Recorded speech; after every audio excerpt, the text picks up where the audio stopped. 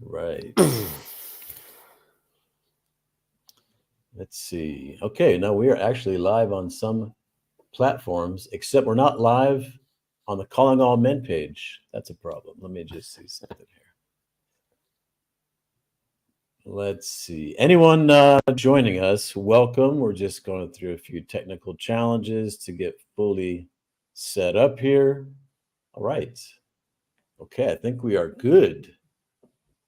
All right, welcome everyone. This is Michael Sky. This is the Calling All Men Summit. We were live all last week with live streams with great men. We have 50 pre-recorded interviews with great men over on our main site, which you can see here on the screen. If you want to join us over there, today's the last day. This is the encore weekend.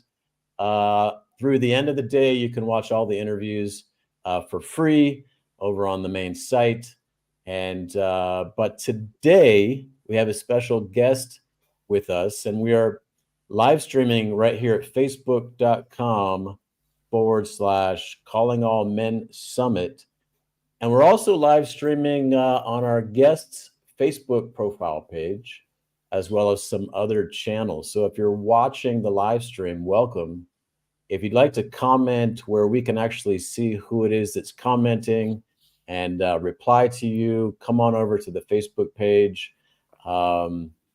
And yeah, so I've interviewed 70 great men, and our next guest is someone who has been working with people and with men in particular for a long time. I know he's responsible for helping a lot of men get into men's work and start men's groups and circles.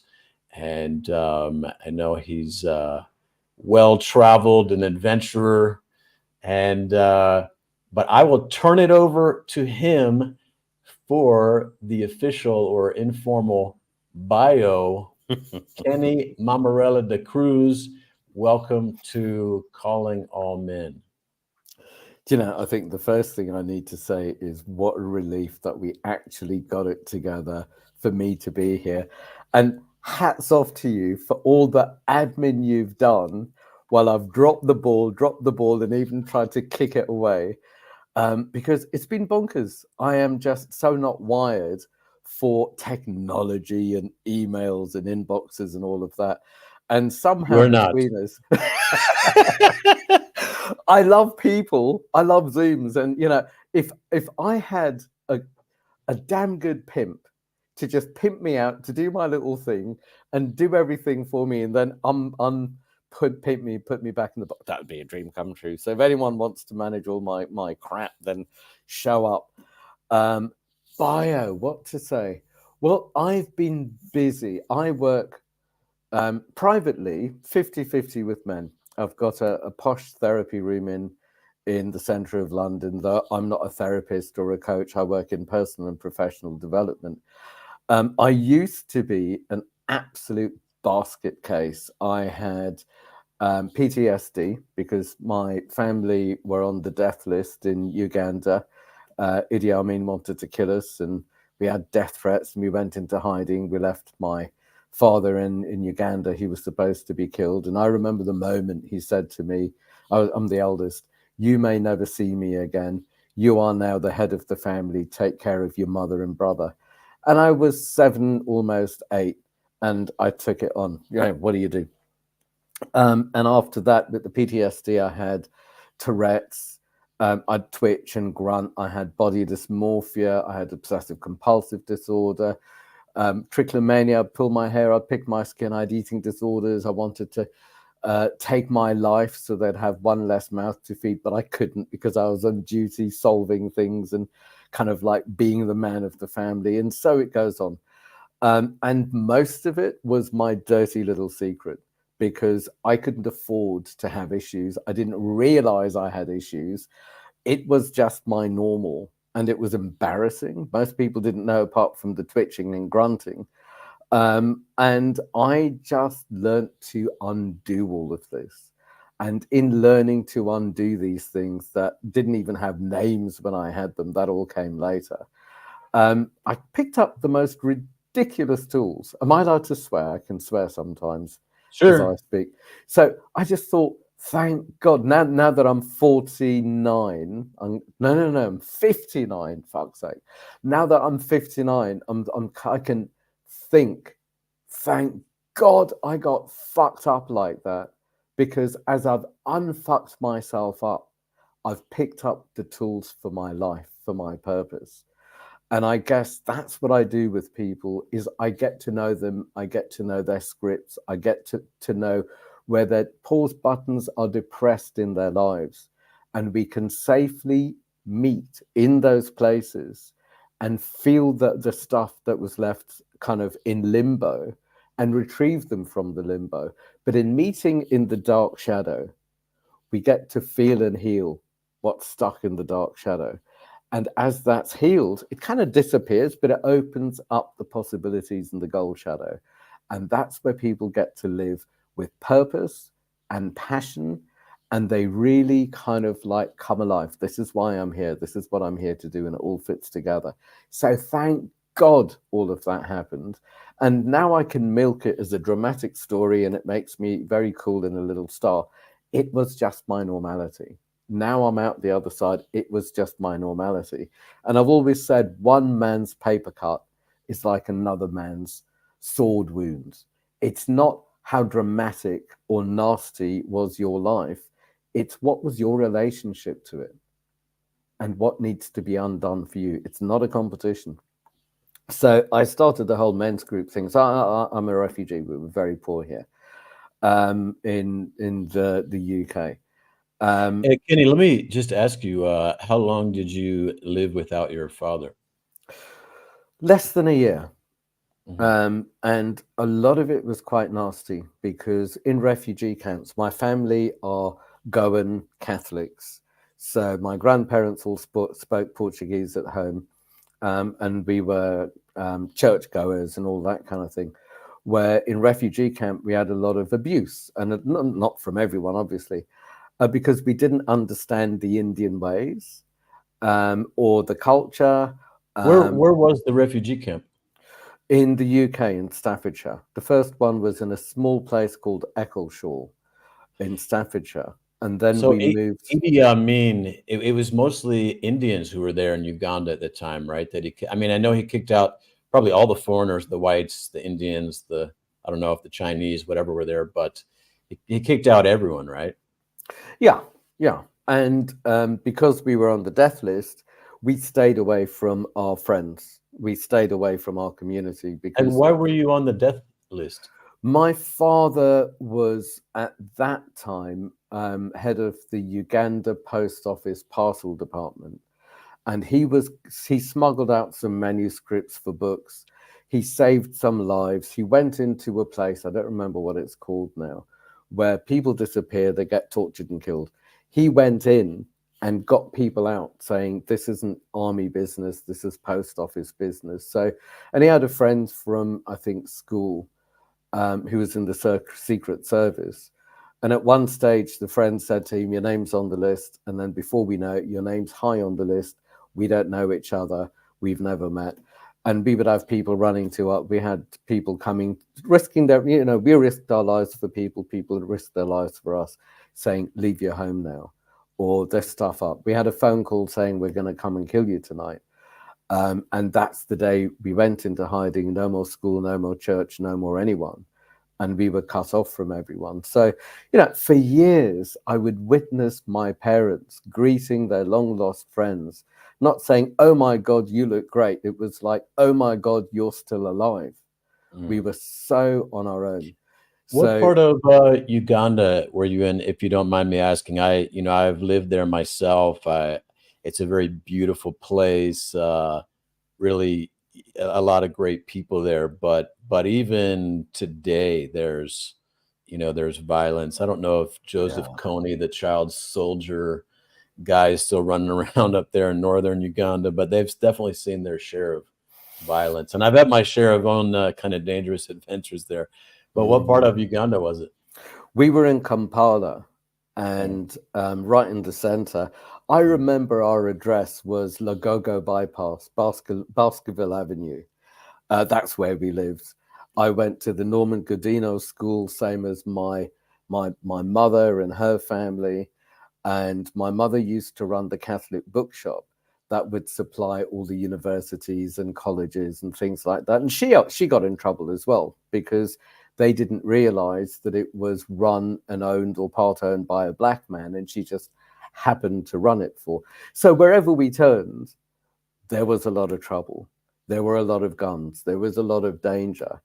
And one of the things, jumping forward into my story, one of the things that happened is, as the UK, a few days before we went into lockdown in the UK, Bertie, a friend of mine who works with me, contacted me and said, I've got the symptoms, you better isolate. So there I was in London, isolating, looking out of my window. Symptoms of what? COVID. Okay, you're jumping very far ahead in the story. Yeah. Okay. Yeah. So COVID struck. We went into lockdown before the country went into lockdown. And I was looking out my window expecting to see the military, because we were under curfew and there was a lot of trouble. There was a lot of sexual harassment. 2 or more people talking in the street was conspiracy against the government. You know, Wait. Now, where are you at this point in time? In Uganda. So in London, I was on lockdown, looking out of my window, not realizing that I was triggered back to my childhood. Gotcha. Of curfew. And I kept listening into the silence, waiting for the gunfire, as if we were in a little bit of a lull between gunfire. And I was triggered back, properly triggered back. And thank God I realized I was triggered back to my childhood, because I realized that a lot of people are going to get triggered. A lot of people's stuff's going to come up. At least I realized what my stuff was. So from the day the UK went into lockdown to date, I was online today. My facilitators and I have been holding groups every day online. And man, it has been transformational. People come in from all over the world, speaking out what's going on in their lives, good, bad, and ugly, suicidal or falling in love, how to navigate living into a bigger, better life, or how to survive the crap that's going on now, and understanding how to follow the feeling back and what's being triggered and how to feel that. So there's a silver lining in every cloud. So that's what we've been doing recently with men's groups. But the way that I started is around, I was about 29, my first Saturn return. I left the UK, all my dreams came true, and I ended up moving to Sydney, to Fiji. Then I ended up moving to Sydney. I ended up working with dying people with Mother Teresa in Calcutta. I sat with the elders in Fiji and helped to develop an island and a village, or did my best. And I got busy, came back to the UK, and I really, really missed my best friends. And then I realized that I missed some of them more being with them, because they got distracted with power, money, drink, drugs, sex addiction, love addiction, whatever. And it's like, where do I hang out now? It's like I've lost them. So I got them all into a room. There were about 12 to 18 of us, quite a lot of us. I had a big lounge. And I said, I don't know what a men's group is, but I need to be met at some depth. You lot are either going to meet me here. Sure, I'll come out raving and stuff, but I need to be met at depth. Otherwise, you're chucked. I can't do this. And that's where the men's group started. And then people told people, and it started growing. That was about 23 years ago. I put out an ebook on how to hold men's groups over lockdown. I'm launching my online training that I've done with a lot of the facilitators in January. And it's just, especially at my age now, 59, and I kind of feel 60th year, time to pass everything on, time to pass on my tools, time to pass on the goodness, time to make men's groups as available as 12-step programs. And hopefully there'll be less addiction, less abuse, less ignorance. Can't blame people if they don't know. And more community, just like the good old days, just like my parents had, just like I had in the old days, where we could hang out, be heard, get real, share the life journey, and just like contribute to our communities, to society. So quite simple, really, but it's time. Yeah, it's a beautiful vision. It's something that so many young men today never even had and don't realize is missing is, strong male bonds and brotherhood.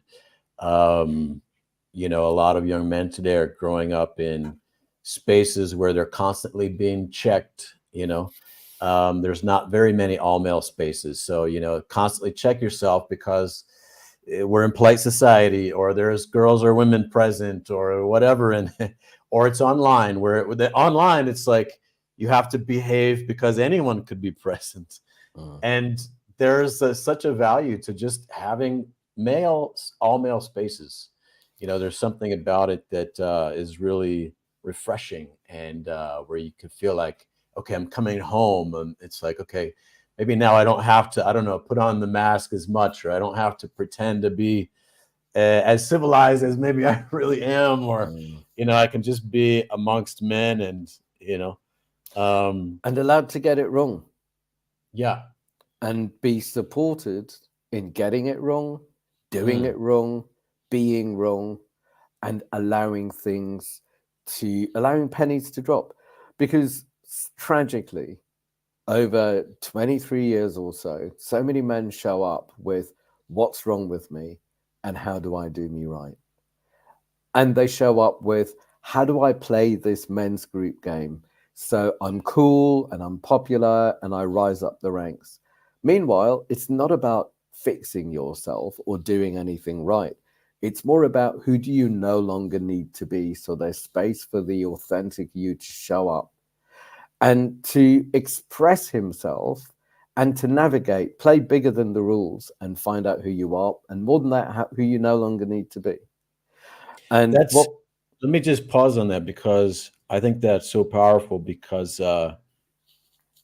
when I started traveling, I really realized something quite distinct about the West, especially America, is, there's very much this sense that if you're not happy and successful and whatever in America, something's wrong with you. You need to take a pill, you need to see the counselor, you need to take a course, you need to take a training. And and in a lot of ways, I think a lot of people, foreigners, come to America, and one of their experiences that I hear is like everyone's got on the happy face, happy, positive, and Prozac voices and tones. and it's such a value in being able to be in a group, let's say a group of men, where you don't have to be pretending, you can be real, and it doesn't all need to be about fixing yourself, like you said. Yeah, more about like coming home, or part of your the title of our topic here today, showing up as an authentic man. Mm, mm. One of our ground rules is play bigger than the rules. It's not about playing small to be liked or not to be found out.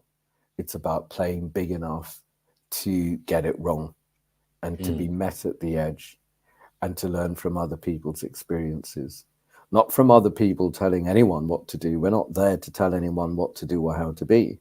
There is only one way to be, and that's be who you are in this moment. mhm. But it is about being held and learning from each other. It's all Yeah. about learning from each other's experiences. Not I listened to this podcast or I read this book and you really should blah, blah, blah, because most people that dish this out aren't living it, but they're dying to tell other people what to do. Yeah. Yeah. Or maybe they're on commission from the books and workshops. Who knows? Yeah, well, it's so easy to show up as an expert these days, I mean, I can just go live on whatever and broadcast to a bunch of people, and maybe I have no life experience. Mm, So there's guys without a lot of life experience, and there's guys who've never, I don't know, maybe had a mentor, like a deep apprenticeship in a certain, skill set or something. And by the way, not to knock the guys that just show up and start men's groups or start teaching younger guys or whatever, because there's a dearth of mentors out there, and fathers, and men's spaces. So there's a lot of young men just starting something because there's a void. Mm, There are, you go to seek elders, and well, you can find a podcast, but who do you have in your hometown? yeah. That could be a mentor, and there's just such a vacancy and absence of uh, mentors, fathers, male role models that you respect and admire, or elders that aren't so busy just playing golf and doing their own thing that they're actually kind of coming back for the younger guys to be elders. And non-hierarchical community. Hmm. And so many people expect hierarchy. Whose nose do I need to punch so I have my position in the pecking order, metaphorically or otherwise? And I've had my nose swung at often enough.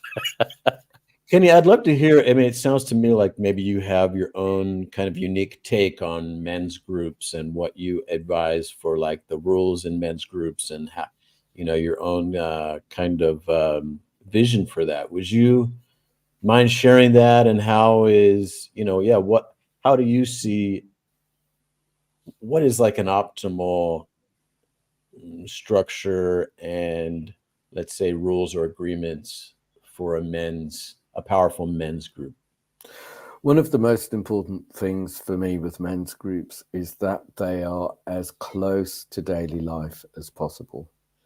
That there isn't necessarily, I mean, sure, be ritualistic and stuff like that, but no special language, no special things that are apart from life, because otherwise what can so often happen is we are the only people that you're safe with, that understand you, and it's the big bad world out there, where for me, surely it's a stepping stone, it's a filling station where everyone can get filled up and speak out what's going on, so it's not going bonkers in the mind, and be met and be heard and hear from other people's experiences.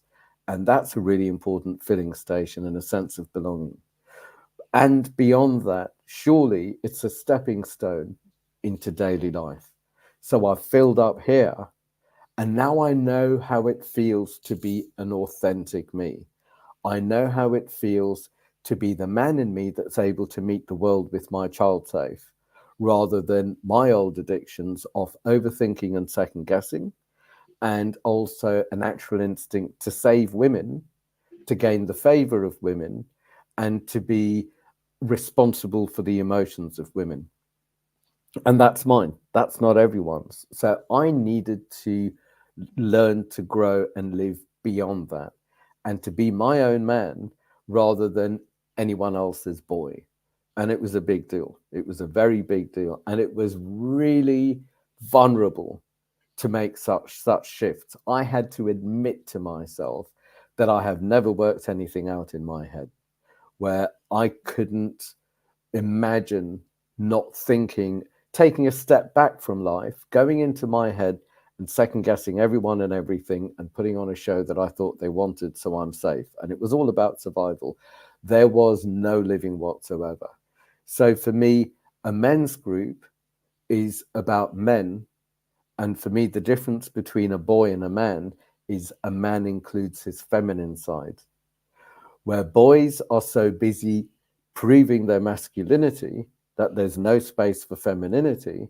A man can include his masculine side, so it's not all about competition, there's collaboration. It's not all about fear and reaction, there's love and response. It's not all about making a noise, but there's listening and being in the silence together.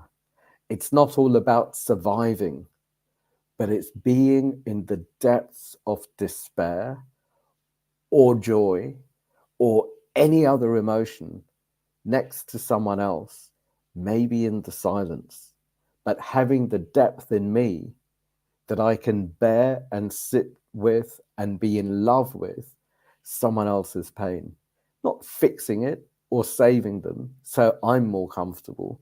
And I know the boy in me that needed to save the women is, if they're okay, then I'll be okay. If I save them, then maybe one day it'll be my turn to be saved and taken care of. So if I can fix my environment, then my environment is safe for me to be in. But shortcut, the man in me takes care of the boy in me and not offers my child to every Tom, Dick, and Harriet. You approve of my child. You make my child safe. I'll do whatever you want. Just take care of my child and approve of me. So it's a game changer to include the feminine and to come from love and to collaborate, to know when to pass the ball and to know when to score, rather than just be limited in one role. Well, would you also include, I mean, there's plenty of men or young men or boys who are completely dissociated from the masculine, with judgment of their father, identifying with the mother, and they're in a way, they're not including the masculine. They're Totally. just including their feminine expression. This is a very extreme case that sprung to mind as soon as you said that. And that was an individual who contacted me wanting to come to a men's group for the first time. And this individual said, I have been changing my sex into a woman, but now I am identifying as male and I'm exploring my masculine side and I have breasts. Can I come to the group? And will I be safe? Will I enjoy it? Blah, blah, blah. It's like, well, I don't know if you're going to enjoy it. And as far as I'm concerned, I will make sure you're safe. Same as the facilitator makes sure everyone else is safe, but we're not responsible for emotions or needs. You are. And this individual showed up to a group, and it was one of the blokiest groups that we have had. What does that mean? Very masculine blokes, rather than, some Blokiest. I've never heard that word before. And it was amazing how safe this individual was, how everyone listened and contributed, and he could talk about his father and how he didn't want to be anything like his violent father, and how he totally related to his mother and pretty much began turning himself into a woman. And suddenly a penny dropped, and it's like, wait a minute, beyond my family script and drama and trauma, who am I? I need to explore this. And he showed up. And what was really interesting, not only his experience, but what was really interesting for the other men in the room, is suddenly they are with a person who has experienced not only male hormones and female hormones, and oh my God, I cannot imagine what it must be like to have female hormones running my body, but he'd also experienced male, what do you call them, dating apps and female dating apps, because he'd been online with both. And it's like, this is just expansive. It was huge. But yeah, I demonized men when I was younger, and I found men to be dirty, smelly, stupid, and I couldn't bear being anywhere near them. And in those days, I was obsessive compulsive as well, and I had various other body dysmorphic. I had loads of issues that I needed to work through. And thank God I did, because as I say, as I unlearned all of that and I got to know why, the gifts that I have had in my life are phenomenal. Going from one extreme to the other and really getting to know myself and being able to show up in the moment authentically. I'm not fixed forever. I'm never going to be fixed. Yes, I would say I was broken, and I've got those things into balance. But the more I want out of life, the more I'm going to demand that life shows me my dark shadow, a different depth of it. And so the journey will continue, hopefully, and I see no reason why not, in good company. So as you kind of embraced your inner bloke, let's say, did you become smellier and dirtier? Yeah, totally. And you know what? OCD is a very peculiar thing, because the addiction is control and things in order and cleanliness. And I could wash myself raw. And the reason I went self-employed when I was very young is because with the OCD, I could never be on time. And I was sick of making up lies about why I was late for work. So Mhm. self-employment came to me because of my mental health issues. But Interesting. the shadow of that is how filthy I could also be. I won't go into details, you don't need to know. But that's the whole thing about addiction and about these things is I made up the rules as I went along in order to survive. It was all Mhm. about survival, and there were certain things I couldn't do. I would manipulate people to do them for me as I did other things. So, yeah, it's been quite, listening to it, it's been quite a journey.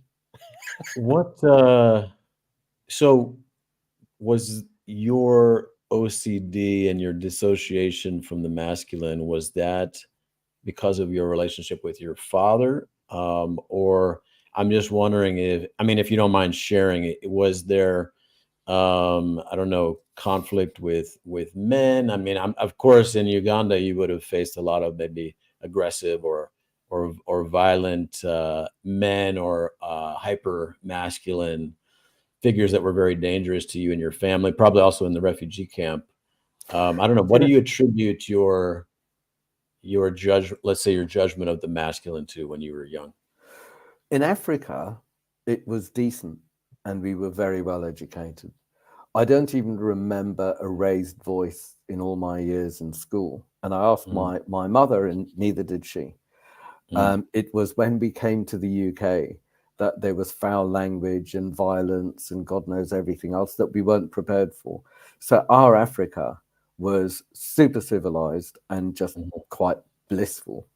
mm, Um, and I would say my father's PTSD, to be frank, is probably because of his grandmother, who's in the Kenyan history books, and she was in a lot of ways very violent, very angry, and broke a lot of rules. She's in the Kenyan history books because she'd go hunting with the men, she'd drive trucks, she taught the kids and stuff like that.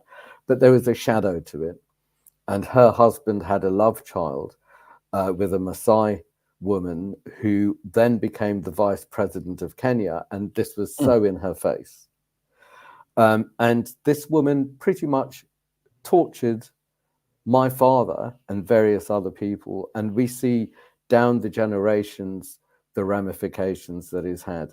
My father organized a hunger strike in the 3 refugee camps he was helping to run in Italy, and he got all the different types of Indians together who were generally at wars or didn't like each other, but the common language of Swahili, a representative from each community, and they organized the hunger strike. They took care of themselves and their communities and did very, very well.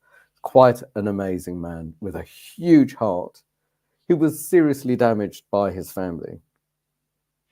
Maybe this is a good time to ask, but your last name does not look Indian to me. It looks, is this Filipino or? Mammarella's my wife's name. She's Italian. It means little mother of all things. Uh-huh. And D-Cruz is, I guess, short of De La Cruz, which is Portuguese off the cross. So, nice bit Interesting. of eternal damnation thrown in there for And good measure.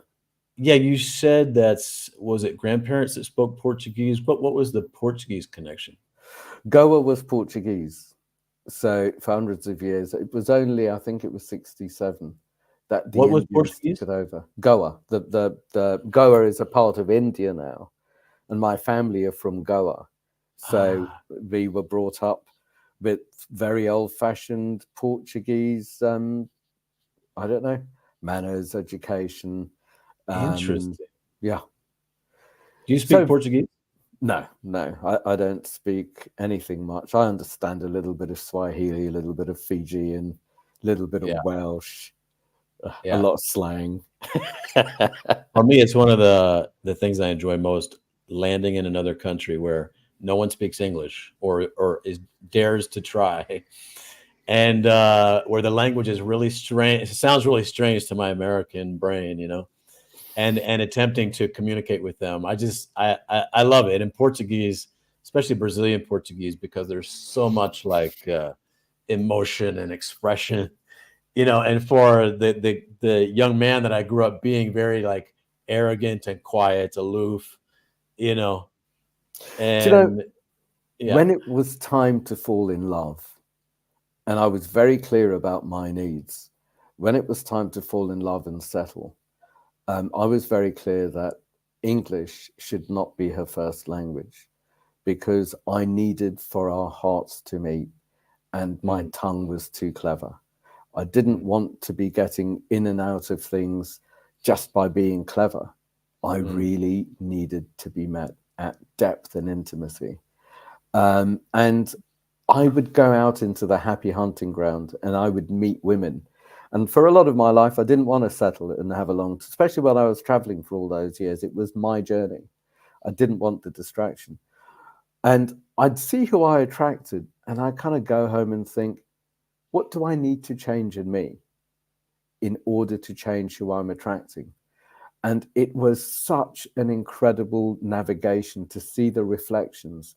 And I didn't want a good 50%. I needed to be met at a real depth.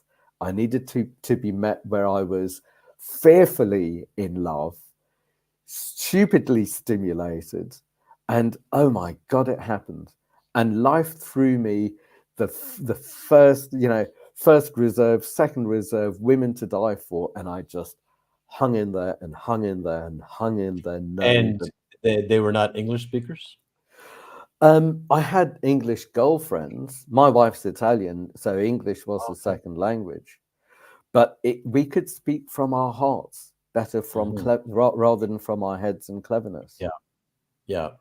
I find that's true in other languages. I mean, for me, the Brazilian men, for example, I mean, it depends where you are in Brazil, but the Brazilian men, by and large, with the Portuguese and kind of the Brazilian maybe concept of manliness, they can be much more really just lay on the seduction and the expression and all of this.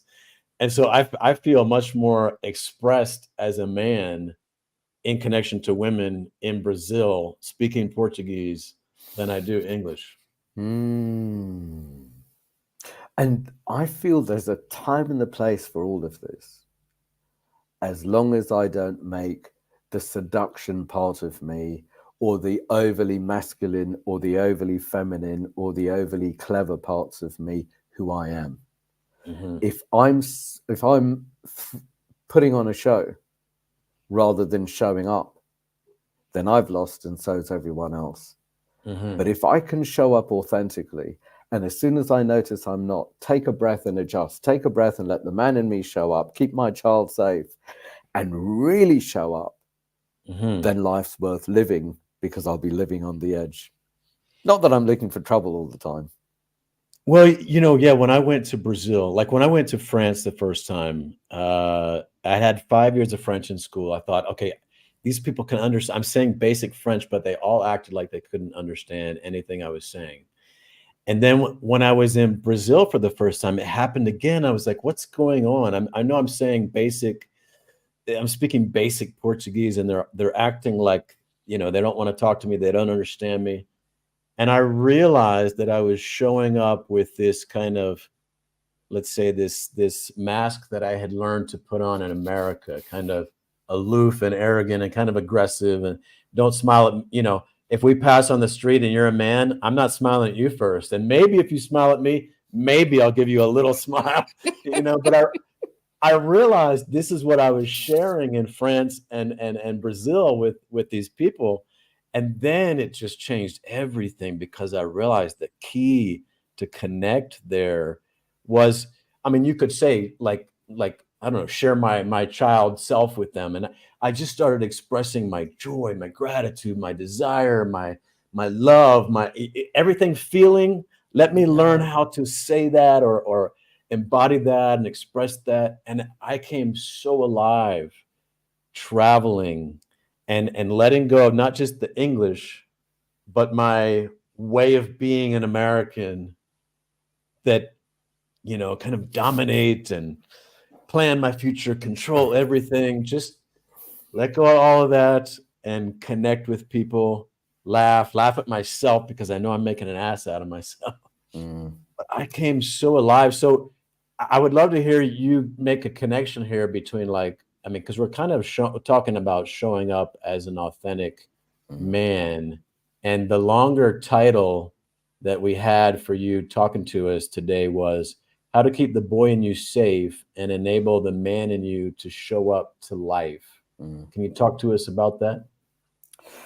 Firstly, I would love to say that I love what you just said, and it made me cringe so much you can't imagine. Um, Cringe. yeah, because when I left the UK, Uh-huh. I left on a high. I had it made. I had a dream life. All my dreams came true, and I thought, I need to go and see. I was moving to Fiji, but it was more, I need to choose to live somewhere that wants me rather than end up living somewhere because we had British passports, but it wasn't by choice. Hmm. And when I left the UK, I was so cocky. I've got it sussed. I've got it made. I know how to do this. I'm so cool. And my God, I had stuff to unlearn Hmm. because those were my Western middle Yeah. class white masks. And I'm not Hmm. white and I'm not Western and I'm only recently middle class as far as some people are concerned. But it's like there was no space for love. It was all a bit of a show. Yeah. And it was still coming from, am I? Am I good enough? Am I acceptable by you? Am I dominating you? Am I And cool enough? British tend to be, this is a stereotype, but tend to be even more closed than Americans. Yeah, yeah.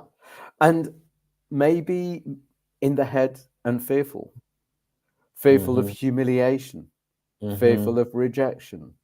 Right. And Need to be polite. yeah, Yeah. yeah. And also, I had that stupid grin when I'd see people. I'd put on that stupid grin, which is basically saying, I'm meek and I'm kind and I'm nice, and you can be meek and kind and nice, and there's not going to be any conflict, and we're not going to be dirty ruffians and everything, all of that nonsense. I think the tragedy these days is rather than going to other men or going to the head, people go online and then they get gobbled up by algorithms that program them in the most ridiculous ways. Whether Hmm. it's leaders who haven't really lived the life, or porn, or YouTubes, or God knows what, people are hungry looking for how to be who they are. And Hmm. none of these things are going to tell them how to be who they are. And traveling through the world, wherever I went, all I did was unlearn who I thought I was and how I should be in order Yeah. to show up and go way beyond the nonsense that I was putting on and meet from heart to heart, meet in Yeah. love.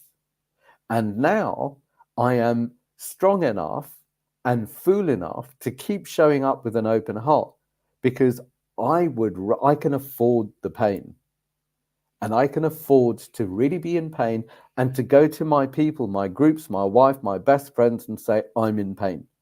And Hmm. that's okay because I would rather love and experience some pain than be disconnected and Hmm. pain is normal as it was.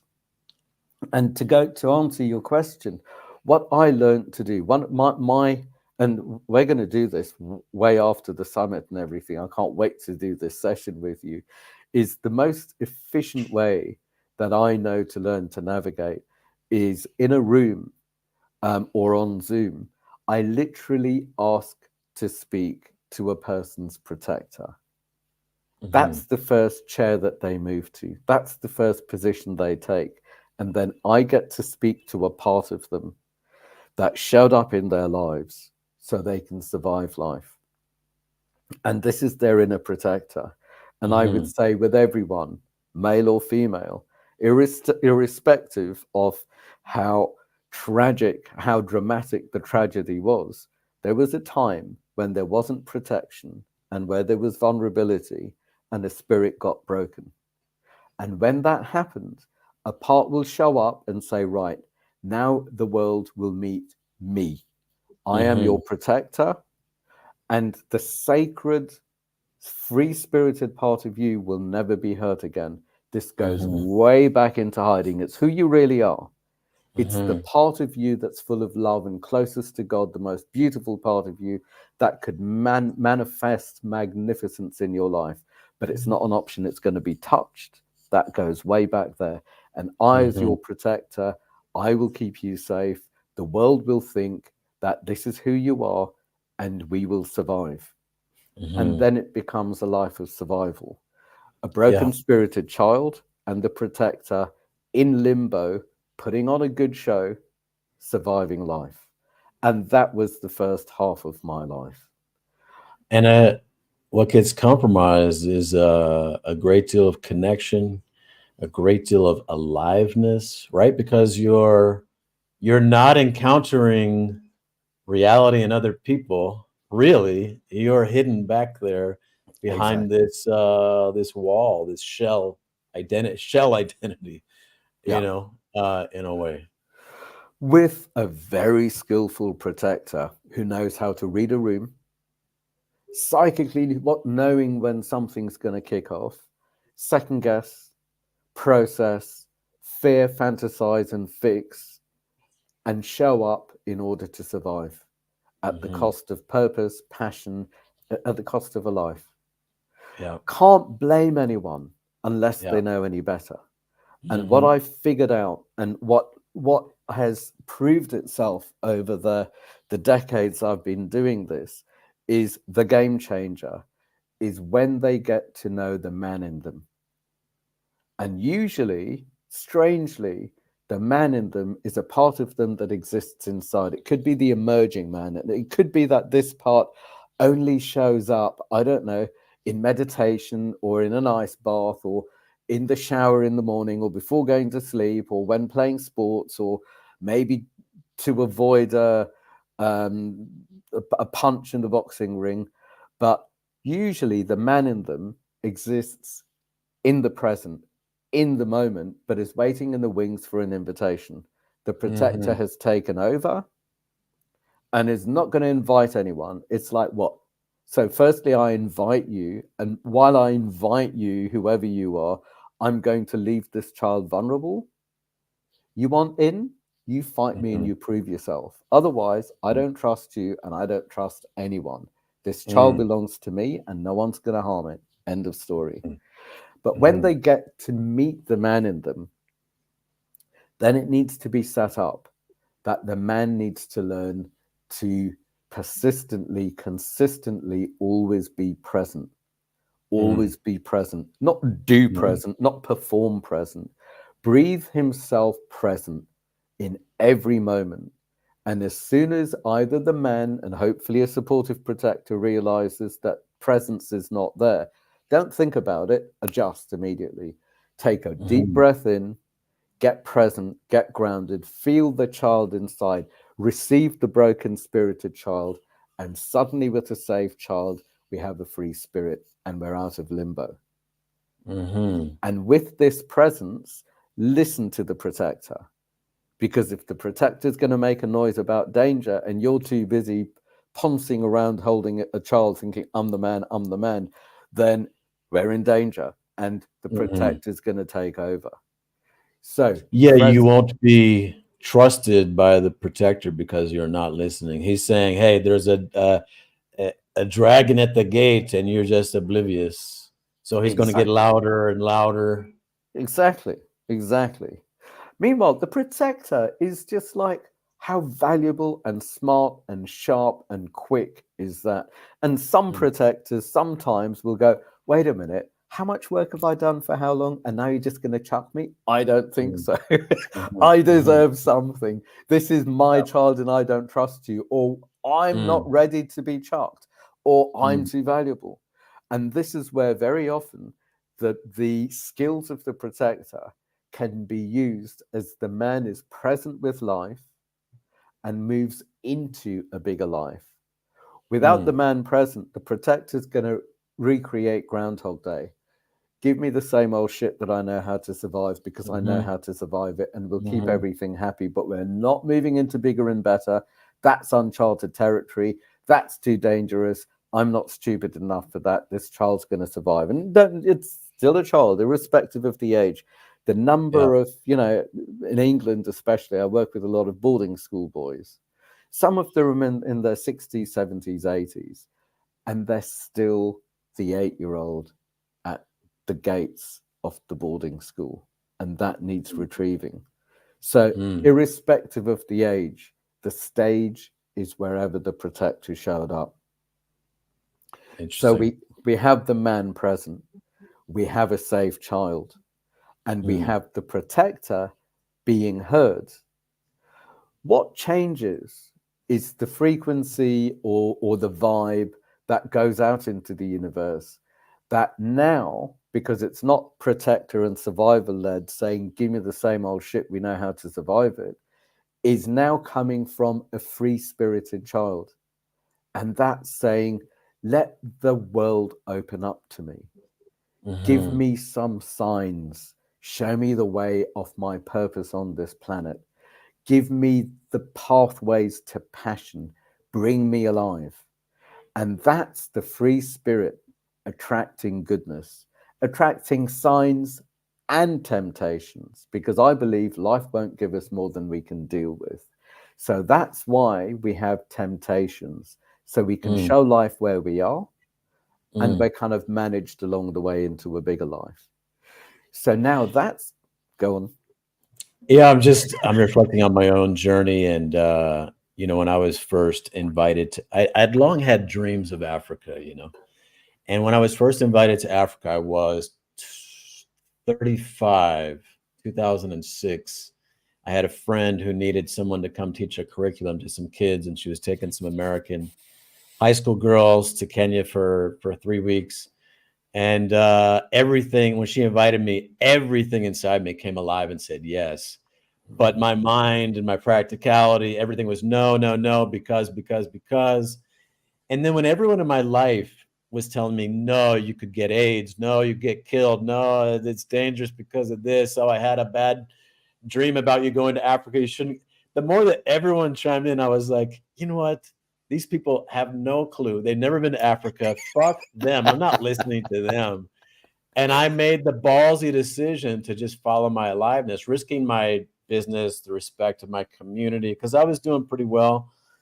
And on that trip, the woman I was traveling with, she had planned everything. She was kind of in control of everything. I was just along for the ride in a way.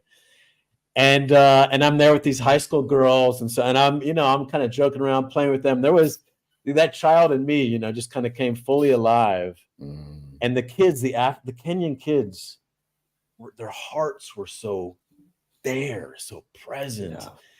And when I led my workshop, they stood up and they cried, talking about their dreams and their heroes. And oh, it was so moving, even to this day. And I was so touched by that experience. And I went back to America, and here I'm feeling like I need to kind of put on the mask again and be this kind of, I don't know, dominant guy or whatever. And there was this huge conflict between my felt aliveness Mm, and my kind of dominance programming. That was kind of for me, the wedge in. mm.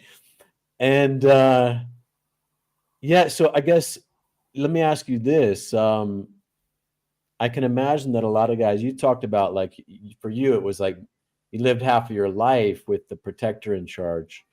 Um, Midlife crisis, because a lot of guys, this happens. Maybe I'm just mapping this on. I want your opinion on this, but maybe they do what they need to do to maybe get their kids through school or to age 18 or to survive or whatever with all their responsibilities.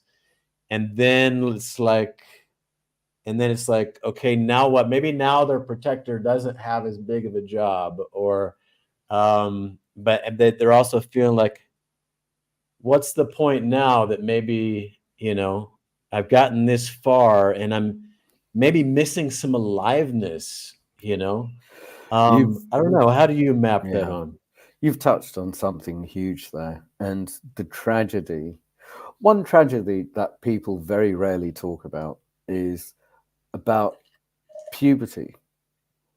Until then, boys are in love with each other and best friends and have missions and adventures and share everything, and it's a buzz. I mean, sure, there are some who are left out and it hurts and all of that, but that's all part of. But we're on the same side.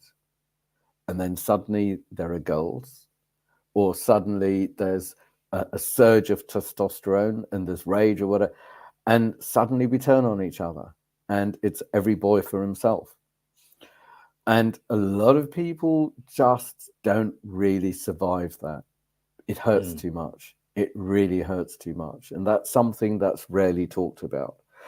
And from then, it can be competition and pecking order, and that becomes the addiction.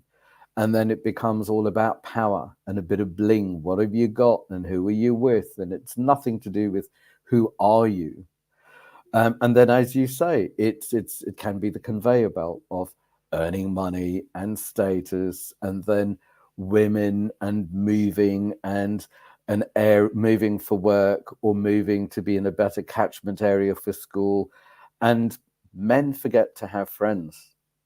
It all becomes about workmates or sports mates or drink mates, and it's all quite on the surface. And these days, podcasts, I don't need friends. I can tune into my podcast and I've got instant friends, and no one. Same with porn. So many people have said to me, porn's great. I'm totally in control and it's not going to be vulnerable, and I don't need to face blah, blah, blah. It's tragic. Um, mm. and men need friends. It's normal to have community. Men need to be met and to be asked about themselves, not only gently, but maybe even held to account. Like the number of times that people have said to me, and I've said to people after they've done their big spiel, do you actually believe that? Is that true right now? And suddenly there's a, oh my God, that was absolute bollocks. And I'm really being listened to and met here by someone who cares enough to challenge me, isn't out to get me, but wants the best for me, wants the best for them, wants the best for our relationship, worth its weight in gold. So often, men end up with their children's friends, parents as friends because it's convenient and it works. It fits. It may not be who they are. It may not bring out the best of who they are, but it's just like busy, busy, all doing and no being. Yeah. Fine to put your kids through school, fine to set them up. But I would say the most important thing is be a good man and show them how to be who they really are. Hmm. Be social and show them how it is to have a social life and navigate boundaries. Be in pain and anger and show them that pain is part of life and anger is raw emotion that can be put in balance. And if pain is caused, show them how to put it right rather than playing small and not including them in the rawness and the realities of life. Um, the number of men who have been on the verge of splitting up, and have had conversations, especially in our, we've got the daily men's groups. We've also got dad speak for the fathers, and a lot of them, some of them are divorced. And it comes up, should I leave or should I wait until my kids are of a certain age? And the question I generally ask is, what do you wish to demonstrate to your children about love, about needs, about boundaries, about relationship, about truth? What's the best thing for yourself? What's the best thing for your kid? Look at it from a different lens. Yeah. But, who we are is not only going to attract more of what we're giving energy to, but it's going to inform and program those around us, our children, our nieces and nephews, our neighbors, the people in our lives. It's a lot of responsibility, but it's not the weight of put on a good show. It's the ability to respond in truth in every moment, the ability to respond from present and connected and from my heart. Kenny, I have on a different note here. I know you've chosen not to have kids in this life.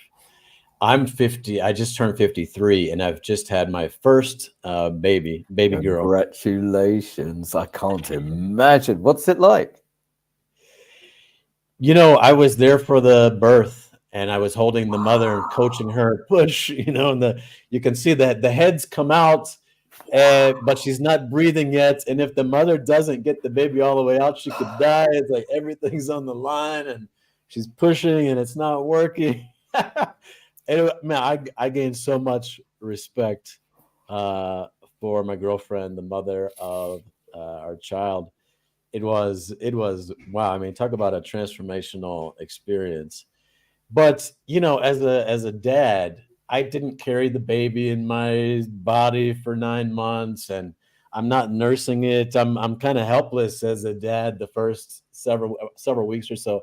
There's not a lot of problems I can solve, or even connection, because the baby will, like, she can't really see you clearly, so she's looking around, not, and that's, even if there's a smile, it's like, oh, she just had a pleasurable fart or something like this. I know the feeling. But and even when I got my first, I'd say, so there's a guy down at the gym, and I carried the baby in, and showed him that I had the baby, and he said, "Is this your firstborn?" And then I kind of choked up when I went to say, "Yes, it's my firstborn daughter," And the first time she smiled at me was emotional, And then the first time that I told someone that she smiled at me the first time, it was very powerful. So yeah. So, but my question is, obviously you've taken on a lot of responsibility to be what I would call an elder, So there's these men, there are these humans. They're not your biological family. They're not your children. They're not your grandchildren. They're not your literal brothers, but you're extending yourself in a leadership role, taking responsibility for the growth and maturing of these other humans, as if they're family to you. To me, this is what an elder is. It's the difference between a father and an elder. Is the elder is reaching out to other people who are not his own kids, not his own blood, and he's taking that heart. He's taking them into his heart as if they were family, and he's giving, and he's mentoring, and he's taking on that responsibility, and it's a beautiful thing. And we need a whole lot more of that. But I think there are a lot of guys like me today who are and like you, like up until then, and it was not I had not chosen consciously, okay, I'm going to be a dad now. There's a part of me that, hell yeah, wanted it, but a part of me seeing my parents divorce and how nasty it was, and so many red flags in our current culture about how everything can be lost with a divorce that a man could have no control over at a certain point, And it's like, because my dad in a lot of ways did everything right, did everything by the book. He made the sacrifices, and then, like, what happened to him was like, Jesus. It was, so maybe you could just speak to this role of being an elder, and what do you get from showing up as an elder, as a leader of men, in service in the way that you have. Maybe, I don't know, maybe you could shine some light on what are the benefits of showing up as because today, I mean, patriarch is a dirty word. Being a leader as a man in a lot of ways can be shamed. Even getting a group of men together, oh, what are you guys up to? It must be no good. Yeah. Like, Well, what I are had the so much of positives that.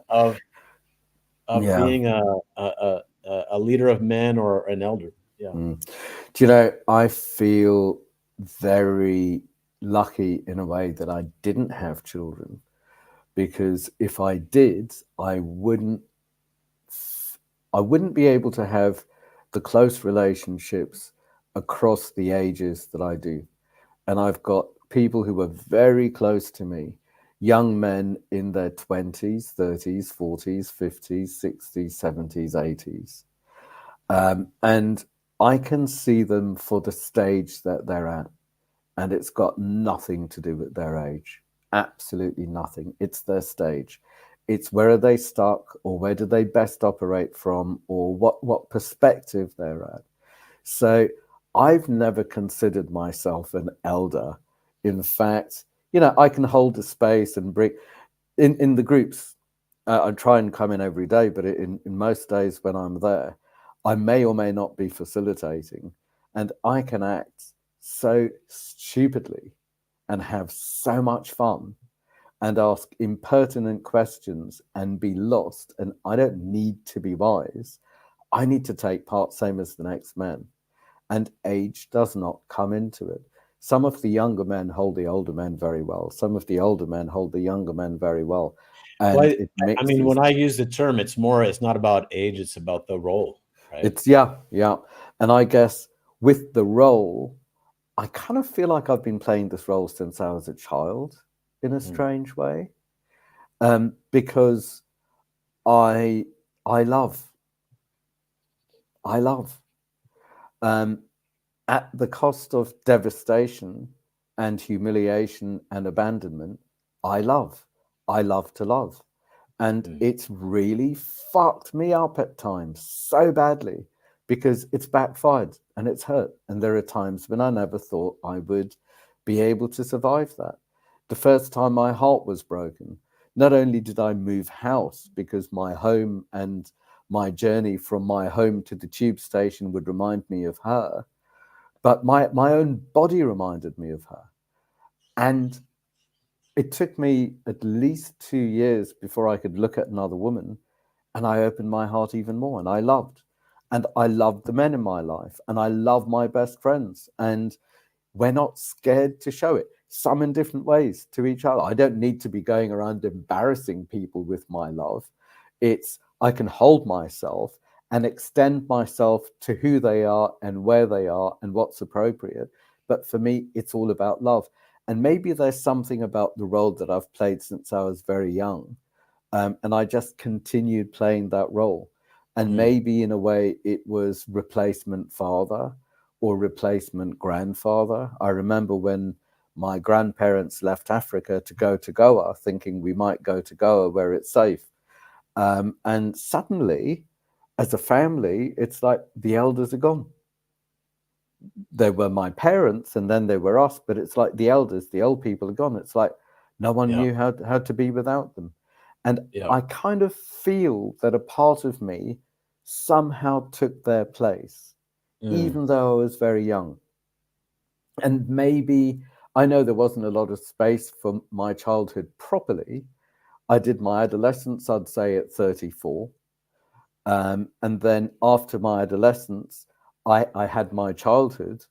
So as long as I did adolescence at some stage and I was safe enough to yeah. have childhood at some stage, I can be my own man. And I needed to go through these.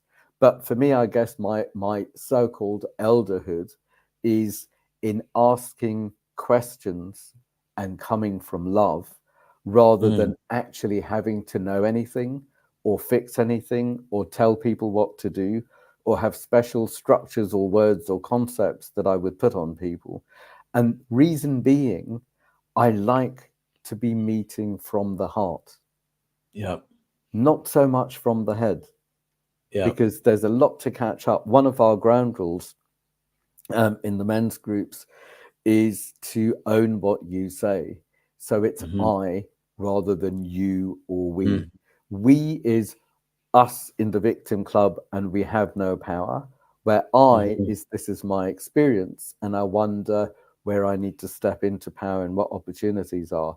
And you is often totally disconnected and disassociated, where when we speak about I, we feel what we say and we own what we say.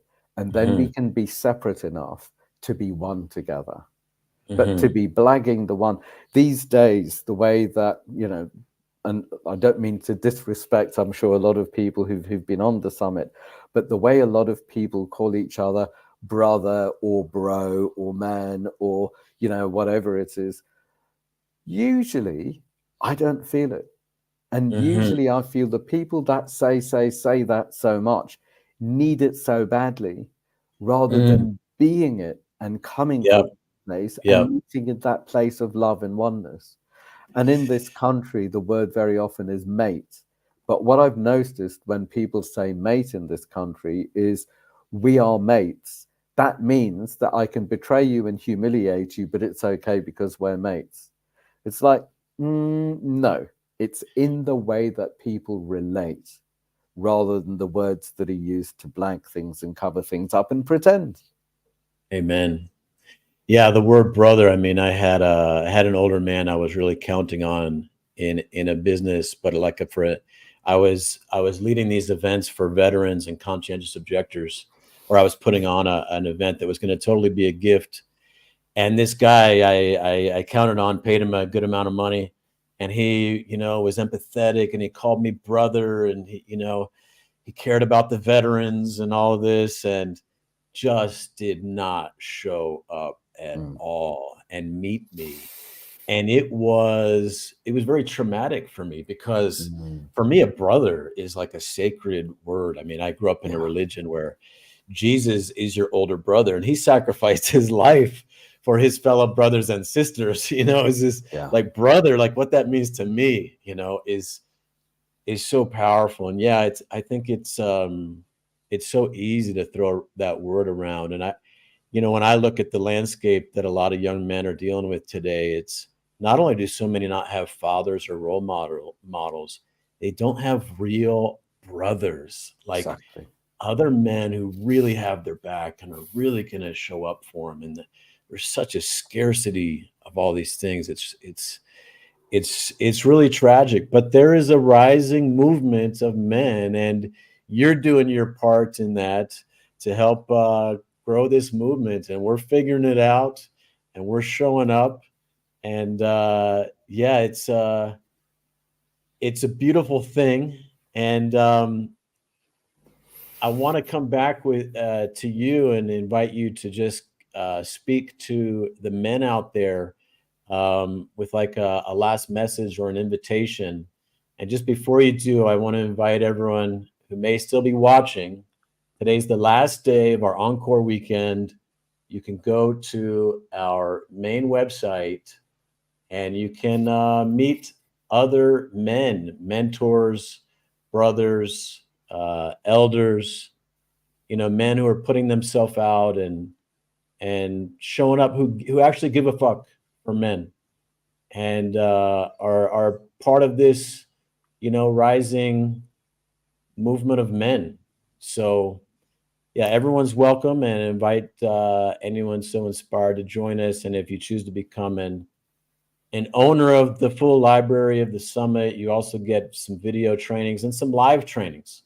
We're going to invite Kenny to come show up in our live group and do a short training with us. So if you'd like to interact with him, get an experience of learning from him, Kenny, I think you were going to teach us something about starting a men's group, or something along these lines. And so I'll pass it back to you, Kenny, and just take a moment and speak to the men out there, maybe who don't have the real brothers, or the mentors, or the father, or brotherhood, and know something is deeply missing. Do you know, I really felt it when you talked about that guy. Um, to open up to another male, man or boy, and to be betrayed is a deep wound. Um, so let me come up with three things off the top of my head. The first one off the top of my head is, I guess, one of our catchphrases with Men Speak Men's groups, which is name it rather than shame it or blame it. Mm-hmm. Naming it could be, I feel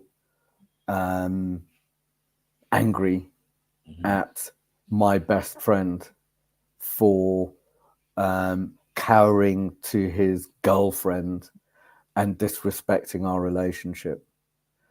And that's just naming what's going on. Shaming it would be, I shouldn't talk about him. I shouldn't talk about relationships to women. I shouldn't talk about my jealousy.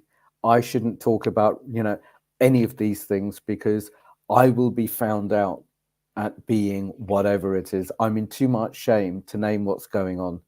So my shame will keep me in the wings and out of power, because a man should surely never be shamed.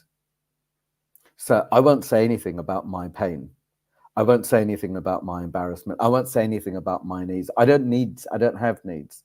So shame can keep men in limbo and in pain, and it's terrible.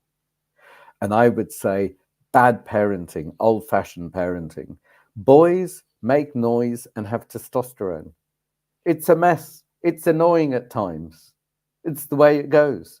But the thing that's always broken a boy's spirit and a man's spirit is shame, Mm, humiliation.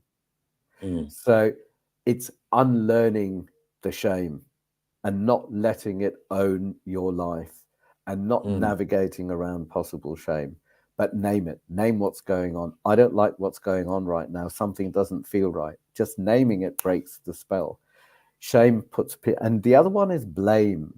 How many years did I spend blaming, and I was brought up Catholic, so blaming Catholicism, blaming my father, blaming my mother, how dare they have me before hitting enlightenment, blaming Idi Amin, blaming anyone and everyone I could blame. Society's not, blame. Where is that going to get me? My shame and my blame will disempower me. But if I name what's going on right here and right now, I'm lonely, I'm lost, and I have no idea what to do with my life. What a relief to name it rather than to think about things. And then it's mm, like what we often do, especially when someone who's suicidal comes into one of the groups to say, has anyone else ever had suicidal thoughts or feelings? Has mm, anyone else ever been lost like this? And it's like, oh my God, I'm not alone. I don't believe it. mhm, How many mhm, men go through the pain of life by thinking they're alone? So the first one is name it rather than shame it or blame it. mm, The second one is to be present, be here and now.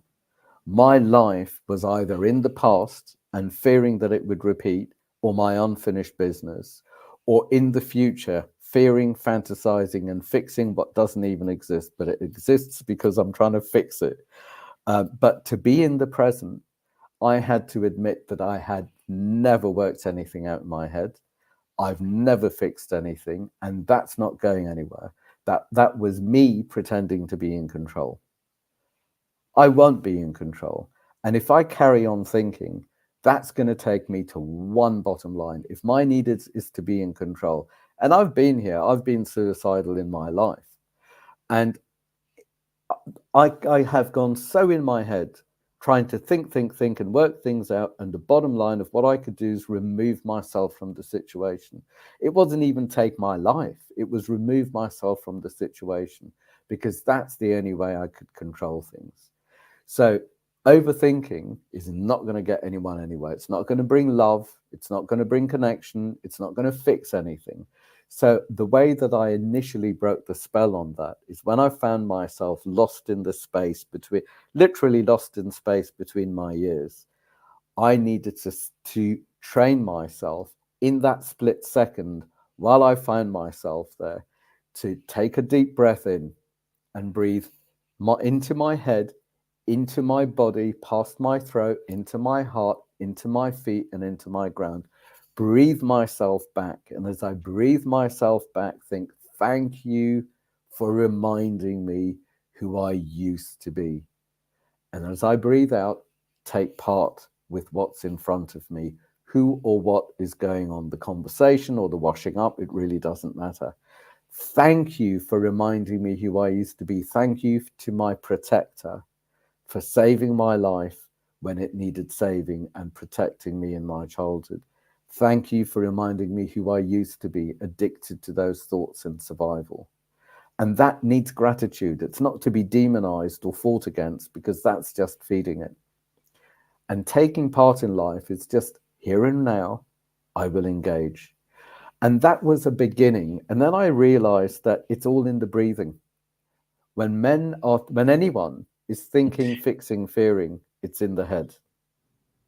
Breathing gets me here and now. Are we running out of time or something? Go on. No, I really have to go to the bathroom. Do you want to go?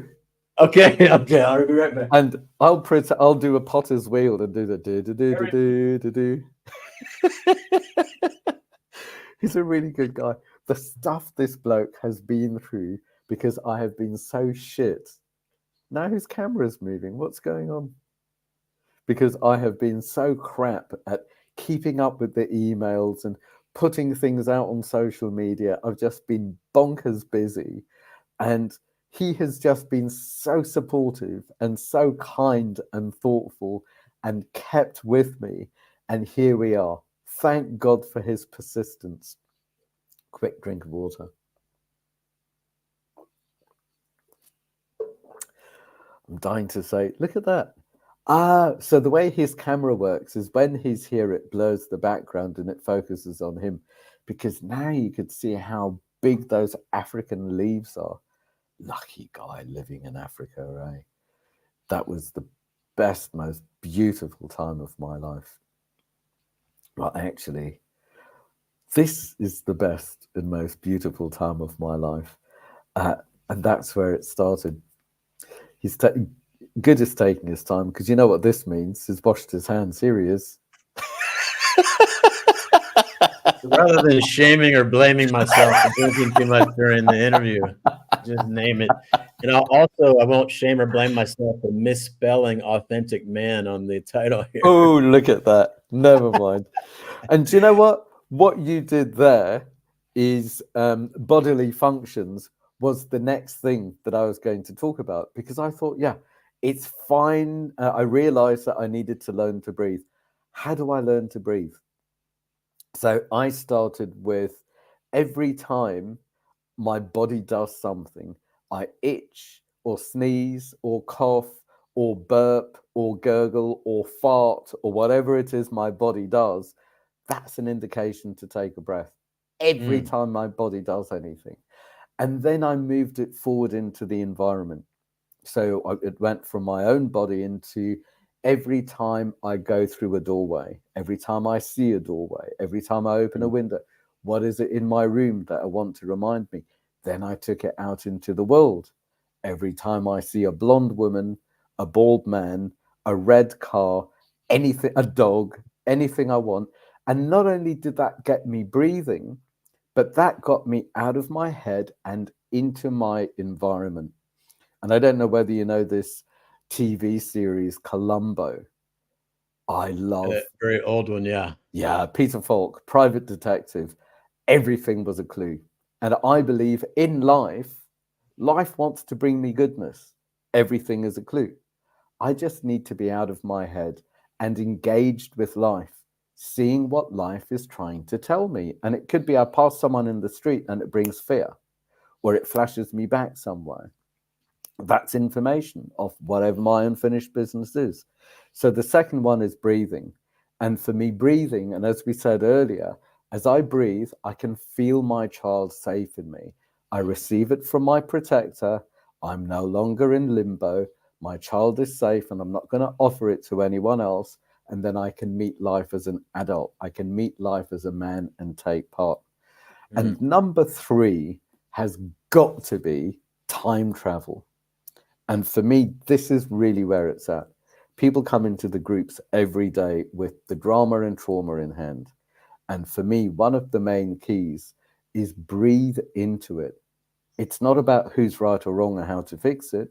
Sure, everyone can talk about their experiences of a similar situation. It might be helpful. But for me, the real gift is breathe into this. And as I breathe into it, then I really feel it. And too many people, I believe, are addicted to the dopamine fixes or the highs and shouldn't feel bad. It's like absolute bollocks. All feelings are relevant. We're here to do the Earth curriculum, which means good, bad, and ugly, the lot. Amen. Breathe into it and follow the feeling back.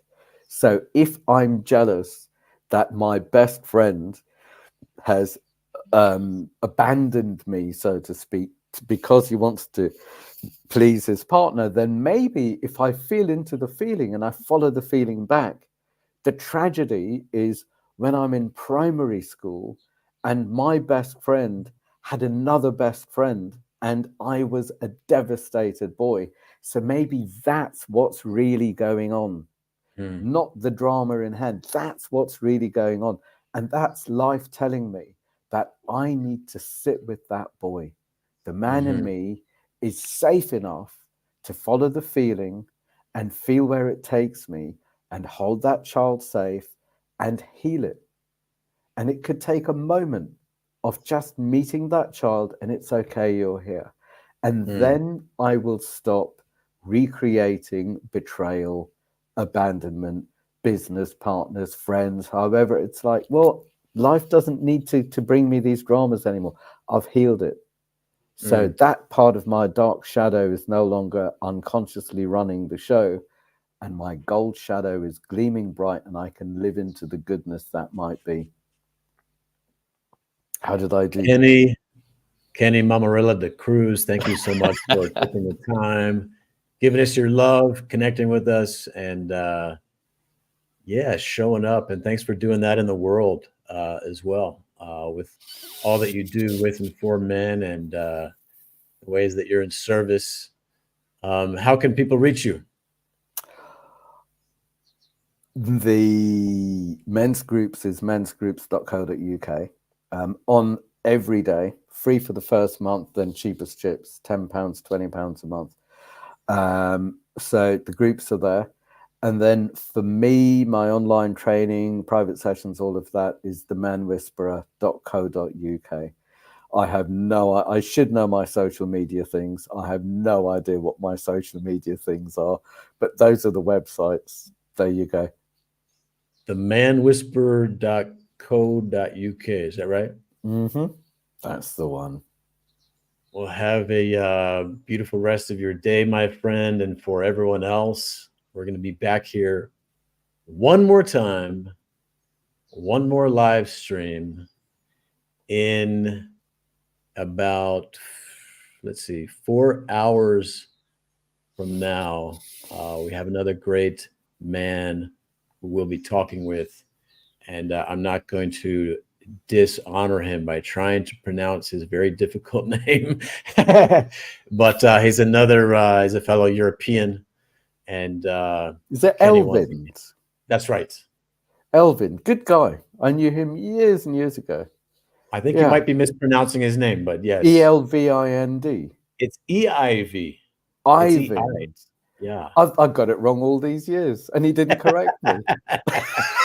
He told me last night everyone gets his name wrong, so he has no expectations that I'll get it right. So I'm not even going there with his surname. right, Begins with an right. S, doesn't it? It's got loads of syllables. Loads of consonants, right? So I don't know. Yeah, it's a mystery. But Good anyway, on you with my name, and good on you. Like, you have been working your ass off for a long time, staying with everyone and asking the questions, and no wonder your eyes are shining so bright. so many great men doing great work who really care. It's really inspiring.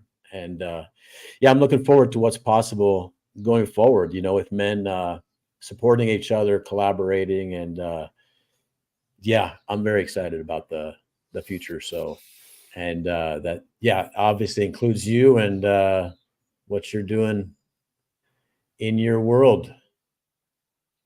Same. Thank you, sir. Good on you. Take good care.